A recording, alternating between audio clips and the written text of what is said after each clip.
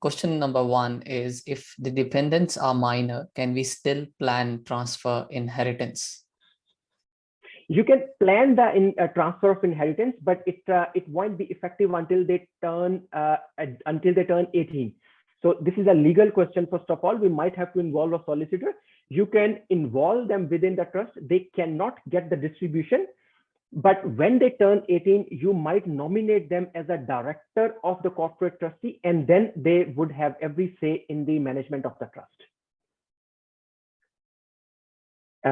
Now there is an anonymous question. Ashish, I will come to other question that you might have. I will go quickly to the next question. What kind of property it is better to buy with SMSF, growth oriented or look for more cash flow? As Ashish said, it is a combination.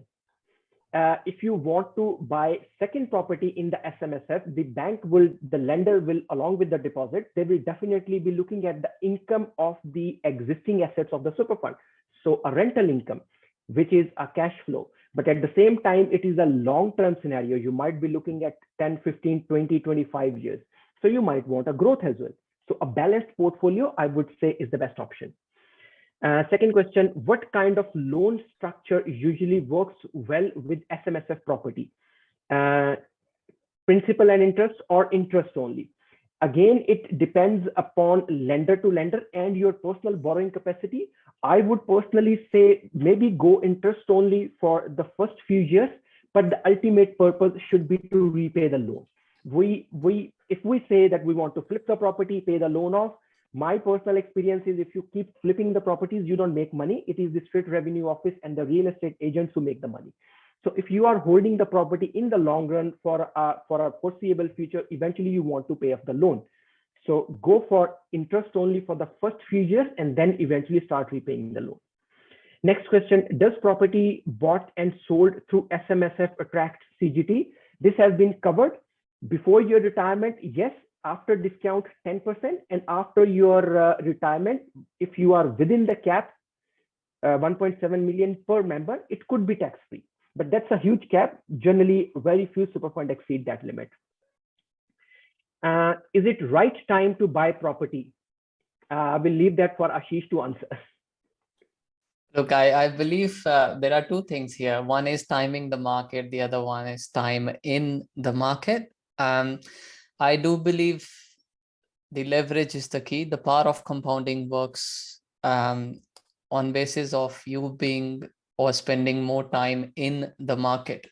Also bear in mind, every state works differently. Every state has a cycle and there are markets within markets. So honestly speaking, starting 2015, and that's when I started for myself, every single year I've been seeing opportunities. And that's not it. I think the other thing is, yes, if you start tracking the markets, you'll start finding opportunities here and there. Even people who bought early this year, starting as low as $380,000 to $400,000, have achieved 10-15% already in the markets that they've been targeting. Yeah, great. Thanks, Ashish. Now I will move to the other questions in the chat. Can trust or SMSF claim depreciation for the property? Yes, they can. And we have seen that in the example as well. We have claimed the depreciation. Does SMSF work with self-employed people? No, anyone can set up an SMSF. If you are employed working elsewhere, working as an employee, you can set up your SMSF. There is a minimum balance limit, which is give and take around $200,000. If you have industry fund balance close to that balance, it makes more sense. That's when you start saving money, even if you invest your SMSF money into the shares, because you save on the compliance cost every year. Can one sell the property and buy another property again bought from SMSF? Yes, you can. You cannot get the money out of the SMSF and use for personal reasons until you retire. But prior to retirement, you can sell property after discount, pay 10% tax on the gain. The money will stay within SMSF and then you can reinvest for another property or elsewhere. Is there any asset protection through SMSF? Yes, there is, because it is a separate entity. It is rather the asset protection is better. It is a separate topic. When you borrow even money, even lender has the access only to one asset, which is that property within SMSF. The lender, forget about the others, even lender cannot touch any other assets, any other property, any other shares within your super fund. It is a great asset protection vehicle. How about one partner turns 65 and other is 56? In that scenario, the only issue that comes straight to my mind is the retiring partner. They might want their assets to be converted into cash to access the money after retirement.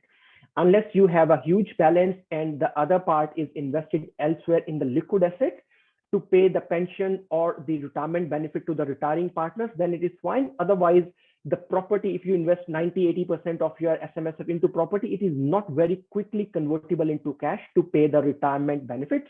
Plus, it might be hard to borrow. If you are looking to borrow in SMSF, lender will look that the members are going to retire in short time, and who's going to repay the loan.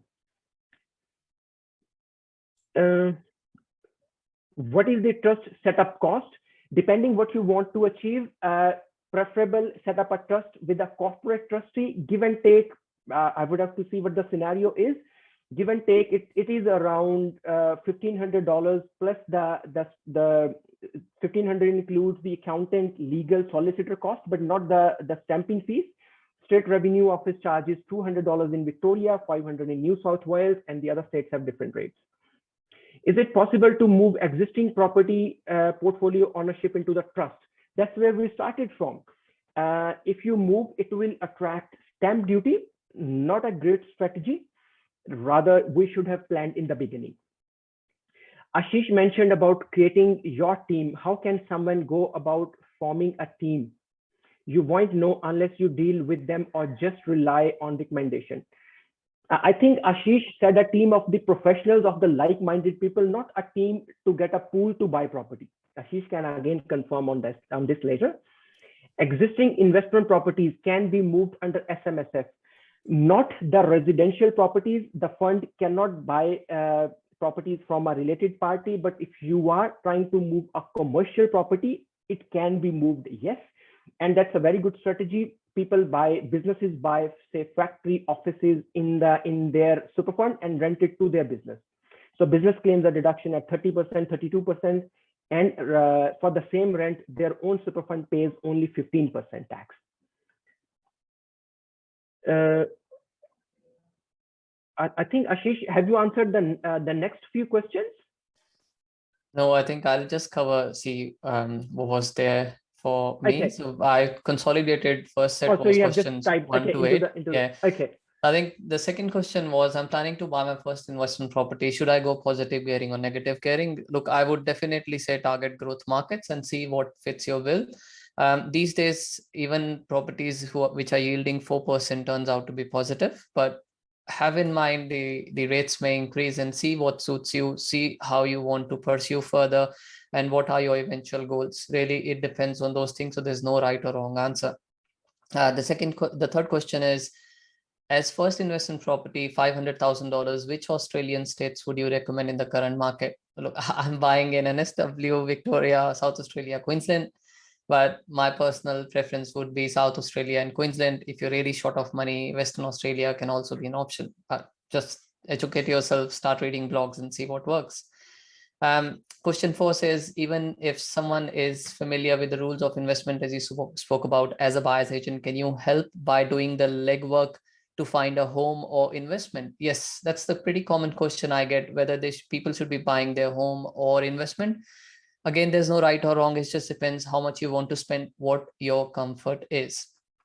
Personally, even as an investor at this stage, which I'm say halfway through my financial freedom journey, I still I'm not comfortable spending $1.2 to $1.4 million on my own home in Sydney, but that's personally my choice, right? I don't want to spend or take that sort of debt.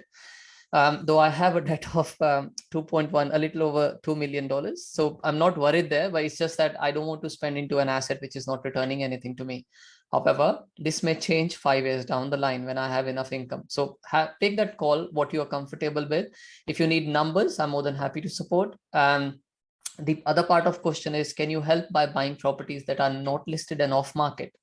Yes, that's a small part of property investment or numbers that I get from agents. It's just that with such properties, actually due diligence increases because, as I tell my investors, there are mainly three reasons why properties come off market. The most common reason is the vendors are not willing to spend on the property. And that's why the agent brings onto the property to their internal database. In hot market, even that works. But I've seen usually such properties sell 20, 30,000 less than market price. The other reason is there are some major issues with the property and the agent doesn't want to risk it by bringing the property onto the market. So which has to be captured if you're doing the entire due diligence on the property. The third one and the final one being where the vendors literally want some privacy or they don't want, or the tenants want privacy and they're not comfortable or they're not complying with whatever the guidelines are. And that's why the property comes off market, irrespective whether it's off market, pre-market, on market. I have a process in place, or I'm sure every buyer's agent has a process in place whereby they should be targeting such properties. So short answer is yes. Question 5 says, what is the minimum funds required for sums? I think they want to say SMSF. Shiv, you want to take that up? Yes, that has been covered. Approximately, give and take, close to $200,000 if you want to set up. Awesome. Question 6 says, what's better in terms on investment, not tax? Old house versus a brand new house? All right. Again, a most common question. There's no right or wrong. I go by the age of the house. So anything between, say, less than 25 years is absolutely good. They're well maintained, especially if they're owner occupied. You get a decent sort of depreciation on the house as well. Anything beyond 25 and 35 years is on call basis, how it's being maintained. Anything beyond 35 years only depends if it's been fully renovated. When it comes to a brand new house, I think the location is the key. Again, I have bought brand new houses which are $30,000 to $50,000 less than market price. There's no right or wrong. I've known such locations and I've invested myself in such locations. It really helps. Alternatively, if you're paying market price on brand new house in a high supply location, I don't think the property prices are going anywhere. And personally, with my personal experience, I know such assets will take you back by 3 to 5 years. And in 3 to 5 years, and another smart investor will be halfway through that journey, or they'd be generating an income of $35,000 on an average. So I'll move on to the next question. How to calculate, question 7, how to calculate time taken BA to find right option versus market getting change in terms of price increase and cost of BA service. Where does it fit in the cash flow? Okay, look, I think any good professional, irrespective whether it's a BA or a mortgage broker or a tax consultant, they are worth their weight in gold. If they've taken you to the right markets, you would have got the right growth.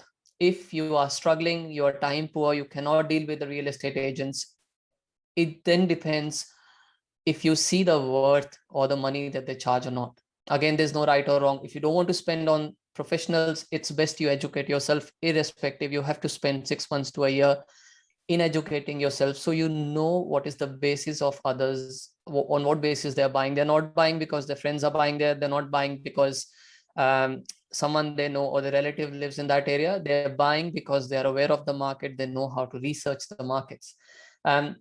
With respect to time, I think the average closure time is between 4 to 6 weeks. It just depends. I think, again, personally, I'd go with a bit of expectation setting in initial few weeks, because I can't randomly bring a house to you as a buyer's agent and expect you to accept it in without any questions asked, unless you are prepared and you know where you're getting in, what you're getting in. So that's how I would answer. If I'm not able to answer, just feel free to add follow-up questions. Question 8, can profits received from trust bought property be transferred back to trustees or the family in this case? Shiv, to you. Can profit received from trust bought property, so I'm assuming the properties purchased in trust, be transferred back to trustees or the family in this case? Yes, you have to transfer the profit. Any rental income positively generated for tax purposes during the year has to be flushed out to the beneficiaries. And when you sell the property, any capital gains must have to be flushed out within that financial year. Now, move to the next few questions. How to protect income and assets in better way? rather than putting a lot of cut in the take home pay. Thanks. So you need to do your numbers, as Ashish said. You need to save 10%, 7% of your income, and then invest accordingly what you can afford. Otherwise, of course, there will be a cut. Does SMSF work with self-employed? That's been covered. How to protect income and assets in better way? I think that has been covered as well. What is the standard structure followed to purchase property with SMSF, and what rate of interest lenders lend? The structure is, if you are borrowing, you need to set up an SMSF with a trustee company. And when you are ready to buy, when you finalize the property, you need to set up a separate bare trust with a separate trustee company within your super fund. That trust will buy the property. Look, the interest rate, I don't want to comment on that. It is something a mortgage broker can answer, but they are expensive compared to your borrowings outside SMSF. I would say they are give and take. They could be 4% plus in current environment. Minimum balance covered. What, can we move in property that's on trust name that was initially bought as investment property? So I understand your question is, can you make a property your main residence if you buy the property in the trust? It is possible, but it is not simple. It gets a bit complex. You need to inform state revenue and need to sign some declaration. But one property, not the multiple properties, one property can be your main residence even if the property is owned by the trust. Is depreciation possible for older properties? It is not going to give you huge benefit. For the older properties, the benefit will be much smaller. The rules changed around 2 years ago. Would you please share the recording? Yes, we will be sending a link to everyone. How were you able to borrow 2 million? This is for a question maybe Ashish can answer later on if we have enough time. Are there any services which provide analysis recommendation for managing these properties? It might take a lot of time to manage this stuff while doing 9-to-5 job. Ashish, do you want to cover that? Yes. So are there any services which provide analysis recommendation for managing these properties? Look, you have property managers who would manage these properties. As with any, I don't know if you're into books, but I would definitely recommend read A 4-Hour Work Week. Which is, even after 5 or 6 properties, you're not spending more than 2 to 4 hours of your time each week, which you can even do it on a Saturday. And bear in mind, every single investment turns out to be a business. If you're buying a business with your least intervention, you want it to grow. Eventually it works. The most common strategy is buy and hold, which has worked wonders with most investors. What percentage of your SMSF balance can you use to invest in property? Look, you need to leave just minimum. First of all, every lender has a separate requirement. CBI used to lend, they stopped lending, and one of their requirement was you need to have enough cash reserve after the deposit to cover 1 year's repayment. So every lender has separate requirement, but there is no statutory or legal requirement. So if I can call out here, we have Calvin here who's given a message as well. SMSF rates at 80% start from 3.99%. He owns loanmarket.com.au. So he's a mortgage broker. If you want to get in touch, feel free. Otherwise, I'll bring him to maybe some of the one of the next webinars. Yeah. Dual income, I will leave that for Ashish later on. What are the minimum funds you need to have in super fund to invest in SMSF? As covered, roughly 200,000 to start, and then you can buy a property in the SMSF. What slide pack will be shared? The whole recording will come. So whatever you are watching, listening will come. What is the standard structure followed? That has been covered as well. Can you purchase a property which is developed by a relative party in SMSF? I don't understand. What do you mean developed? If the property is owned by a related party, your relative, no, you cannot. Developed, I mean, if your relative is genuinely into the property development business, selling, providing those services on commercial basis to general public at large, yes, then you can. Would SMSF fund compliance audit needed? Yes, SMSF is required to be audited every year. And the approximate cost for one property SMSF, $2,000 that I give includes the audit charges. Can you please compare benefits and cons flipping, selling, newly built versus holding properties. Ashish, for you, if I'm a builder and would like to buy a land and build myself, look, that is not possible in SMSF. In SMSF, it has to be one contract. You cannot do two separate contracts unless you find a advisor. There are parties in the market who offer that service where it is only one contract, one payment, then it is possible. But if you do at your own, buy land elsewhere and then find a builder, not possible in SMSF, but yes, possible in trust and in your personal name. Ashish, so finally, we are close to the ending time. 2 questions left for you. Yeah, flipping properties, and there was one more. Yeah, if you come with the flipping one. Yeah, the flipping one, look, pros and cons. I think you need to have the margins. If you are immediately flipping, you might be liable to pay the GST. Again, depending on your personal situation, and your tax accountant would be able to advise. Versus holding properties, again, longer term, a buy and hold investor would say holding properties, a developer would say, I'll keep margins and I'll flip it. There's no right or wrong again. It just depends what your strategy is. If I'm now developing one, but I've built like more than half a dozen and I'm holding them, and now I'll sell few and move on to development. So again, if you have that base, you can start with it. If no, then you have to first maintain a bit of cash flow.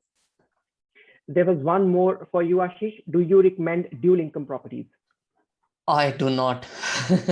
So look, again, it's my thought process. I don't recommend dual occupancies because usually you are spending 150 to 200K on the land and you're spending 350 to 400K on the build. As with all investors would say, the land appreciates and build appreciates, and whatever you are claiming as part of depreciation can be added eventually to your sales cost. Plus, my theory is the appreciation on the land is taken away. Your profits are taken away because the appreciation on the land is less than the depreciation on the build. So if your 200K land will be $400,000 in 10 years time, you've already spent build 400,000 on the build, which even if it depreciates by 2.5% or 10, 12, 15,000 a year, I don't think it's worth investing in those. Again, purely thinking from what you're spending on the build component versus on the land component. Alternatively, if you can get into a duplex sort of build and you're making money out of it and they're positive, then yes, why not? Fantastic. Thanks, Ashish. Thanks for the great answer. And we want to thank all the attendees for coming along. Thanks to Ashish and thanks to Vine as well for organizing the webinar. If we have missed any question, please feel free to send us an email or contact us, and we will be more than happy to help you further. Thanks for coming. Bye. Thank you, everyone. And once again, thank you, everybody. We will be sending you a full copy recording of the presentation with links to both of these fantastic speakers. So you'll get their details so you can reach out and speak to them directly yourself. And also the slide decks will be made available as well.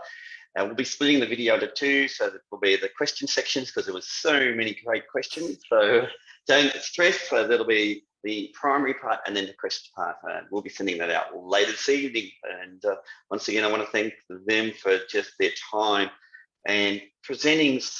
Look, I've sat in lots of these in my life, and I'm actually a digital nomad. I'm currently traveling around the world, and I actually have a self-managed super fund, and I love properties. I've got 5 houses, and yes, some very good insights from these gentlemen that I think was really, really good, very engaging. And once again, I want to thank everybody that took an hour of their time out. Your time's precious, so thank you for taking an hour of your time out to attend this session. And I'm going to leave it over to you, Shiv, to finish the webinar. All right, as Ryan said, thanks for your time, everyone, and we are looking forward to staying in touch. Thanks, Ashish. Thank you.